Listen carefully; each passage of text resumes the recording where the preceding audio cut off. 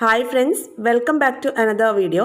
ഇന്ന് നമ്മൾ മലയാളത്തിലെ കുറച്ച് ഒറ്റപ്പദങ്ങളാണ് ഡിസ്കസ് ചെയ്യുന്നത്. ഏതൊരു എക്സാമിനും 1 മാർക്ക് ഷുവറായിട്ട് ഉറപ്പിക്കാൻ പറ്റുന്ന ടോപ്പിക്കാണ് ഒറ്റപ്പദം. നോക്കാം നമുക്ക്. കാമമില്ലാത്തത് എന്നതിന് ഒറ്റപ്പദം എന്താണ്? നിഷ്കാമം. കാമമില്ലാത്തത് നിഷ്കാമം. പക്ഷഭേദമില്ലാത്തവൻ. പക്ഷഭേദമില്ലാത്തവൻ നിഷ്പക്ഷൻ. നിഷ്പക്ഷനാണ് പക്ഷഭേദമില്ലാത്തവൻ. സഹായത്തിന് ആരുമില്ലാത്തവൻ നിസ്സഹായൻ. സഹായത്തിന് ആരുമില്ലാത്തവൻ നിസ്സഹായൻ. ന്യായശാസ്ത്രം പഠിച്ചവൻ എന്താണ്? നൈയാമികൻ. നൈയാമികനാണ് ന്യായശാസ്ത്രം പഠിച്ചവൻ.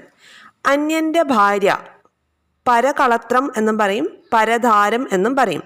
അന്യൻ്റെ ഭാര്യ പരകളത്രം അല്ലെങ്കിൽ പരധാരം. അന്യൻ്റെ ശരീരമാണെങ്കിലോ പരകായം. പരകായം അന്യൻ്റെ ശരീരം. ഇന്ദ്രിയങ്ങൾക്ക് വിഷയമാകാത്ത അറിവ്. ഇന്ദ്രിയങ്ങൾക്ക് വിഷയമാകാത്ത അറിവാണ് പരോക്ഷജ്ഞാനം. പരോക്ഷജ്ഞാനമാണ് ഇന്ദ്രിയങ്ങൾക്ക് വിഷയമാകാത്ത അറിവ്. അന്യന് ചെയ്തു കൊടുക്കുന്ന ഉപകാരം എന്താണ്? പരോപകാരം. ഓക്കെ. മാതാവിൻ്റെ അച്ഛൻ ആരാണ്? മാതാമഹൻ. മാതാവിൻ്റെ അച്ഛൻ മാതാമഹൻ. പിതാവിൻ്റെ പിതാവ് പിതാമഹൻ. പിതാവിൻ്റെ പിതാവ് പിതാമഹൻ. മാതാവിൻ്റെ പിതാവ് മാതാമഹൻ. ഇനി പിതൃക്കൾക്കുള്ള തർപ്പണത്തിന് എന്ത് പറയും? പിതൃതർപ്പണം എന്ന് പറയും. പിതൃക്കൾക്കുള്ള തർപ്പണം പിതൃതർപ്പണം. രാജാക്കന്മാരിൽ ശ്രേഷ്ഠനായിട്ടുള്ളവൻ രാജശ്രേഷ്ഠൻ. രാജശ്രേഷ്ഠൻ. പ്രഥമമായി ഗണിക്കപ്പെടേണ്ടവർ. പ്രഥമമായി ഗണിക്കപ്പെടേണ്ടവരെ എന്ത് പറയും? പ്രഥമ ഗണനീയൻ. പ്രഥമ ഗണനീയൻ എന്ന് പറയും. ദോഷം മാത്രം കാണുന്നവൻ. ഏതൊരു കാര്യത്തിലും നെഗറ്റീവ് സൈഡ് അല്ല, എൻ്റെ ദോഷം മാത്രം കാണുന്ന ആളെ ദോഷൈക ദൃക്ക് എന്നാണ് പറയുക. അങ്ങനെയാണ് ദോഷൈക ദൃക്ക്. ദോഷം മാത്രം കാണുന്നവൻ ദോഷൈക ദൃക്ക്. വരാൻ പോകുന്നത് മുൻകൂട്ടി കാണുന്നവൻ ആരാണ്? ദീർഘദർശിയാണ്. വരാൻ പോകുന്നത് മുൻകൂട്ടി കാണുന്നവൻ ദീർഘദർശി. എന്നാൽ വരാൻ പോകുന്നത് മുൻകൂട്ടി കാണാനുള്ള കഴിവിനെ എന്തു പറയും? ദീർഘദർശിത്വം എന്ന് പറയും. ദീർഘദർശിത്വം എന്നാണ് വരാൻ പോകുന്ന കാര്യങ്ങൾ മുൻകൂട്ടി കാണാനുള്ള കഴിവിനെ പറയുന്നത്. എന്തും സഹിക്കുവാനുള്ള ശക്തി സഹനശക്തിയാണ്. നിയന്ത്രിക്കാൻ കഴിയാത്തത് അനിയന്ത്രിതം. അതൊക്കെ ഈസിയാണല്ലേ. മറ്റാർക്കും ജയിക്കാൻ സാധിക്കാത്തവൻ അജയ്യൻ. മറ്റാർക്കും ജയിക്കാൻ സാധിക്കാത്തവൻ അല്ലെങ്കിൽ ആർക്കും തോൽപ്പിക്കാൻ കഴിയാത്തവനാണ് അജയ്യൻ. കാലത്തിന് യോജിച്ചത് കാലോചിതം. കാലോചിതം. അങ്ങനെയാണെങ്കിൽ അവസരത്തിന് യോജിച്ചതിന് എന്ത് പറയും? അവസരോചിതം എന്ന് പറയും. അഭിമാനത്തോടു കൂടി എന്താണ്? സാഭിമാനം. സാഭിമാനം. സ്നേഹത്തോടു കൂടി സസ്നേഹം അല്ലെങ്കിൽ സ്നേഹപൂർവ്വം എന്നൊക്കെ പറയും. സന്തോഷത്തോടു കൂടി എന്നാണെങ്കിൽ സസന്തോഷം എന്ന് പറയും. പ്രയോഗത്തിൽ വരുത്താൻ സാധിക്കുന്നത് പ്രായോഗികം. അസത്യമായത്. അസത്യമായതാണെങ്കിൽ മിഥ്യ അല്ലെങ്കിൽ കള്ളം എന്ന് പറയും അല്ലേ.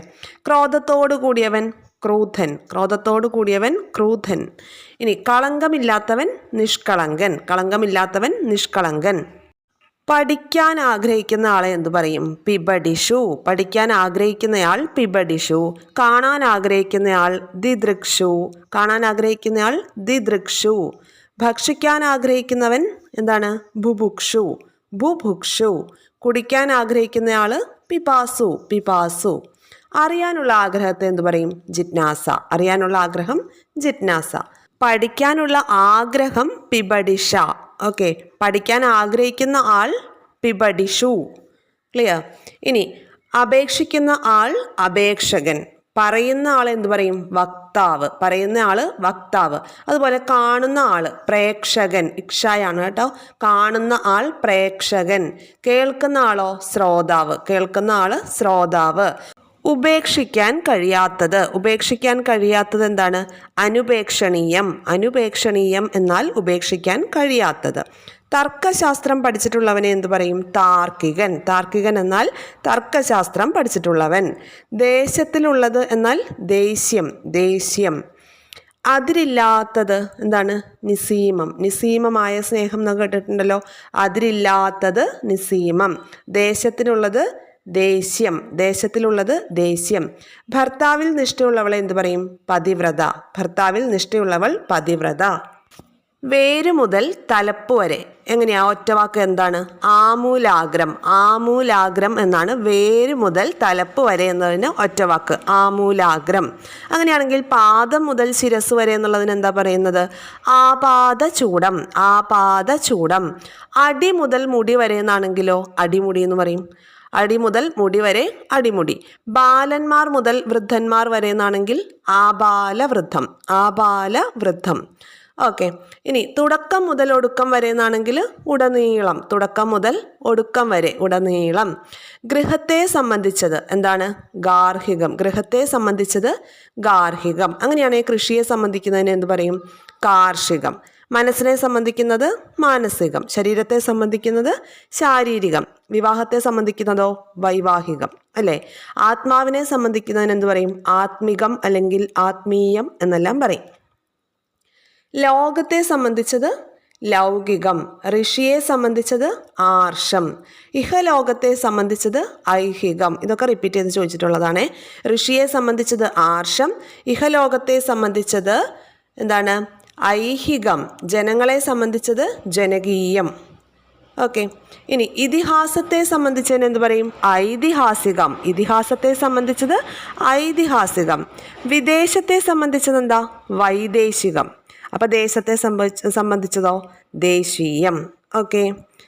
ഈ അവയവങ്ങൾ കൊണ്ടുള്ള അഭിനയത്തെ എന്താ പറയുക? ആംഗികാഭിനയം ആണല്ലോ. അവയവങ്ങൾ കൊണ്ടുള്ള അഭിനയം ആംഗികാഭിനയം എന്ന് പറയും. ഈ വളരെ ആവശ്യമുള്ളത് എന്താണ്? ഒറ്റവാക്ക് അത്യന്താപേക്ഷിതം. അത്യന്താപേക്ഷിതം. ഇന്ന് നമ്മൾ ഒറ്റപ്പദങ്ങൾ ആവർത്തിച്ചിട്ടുള്ളതും ഇനി ആവർത്തിക്കാൻ സാധ്യതയുള്ളതും ഒക്കെ ആയ കുറേ ഒറ്റപ്പദങ്ങളാണ് ഡിസ്കസ് ചെയ്തത് അല്ലേ? തുടർന്നും ഇതുപോലെ യൂസ്ഫുൾ ആയിട്ടുള്ള വീഡിയോസ് ലഭിക്കാൻ വേണ്ടി ചാനൽ സബ്സ്ക്രൈബ് ചെയ്ത് സപ്പോർട്ട് ചെയ്യുക. ഷെയർ ചെയ്ത് ഫ്രണ്ട്സിലേക്ക് കൂടി എത്തിക്കുക. ലൈക്കും കമൻസും എല്ലാം പ്രതീക്ഷിച്ചുകൊണ്ട് നിർത്തുന്നു. Thank you all. Have A nice day.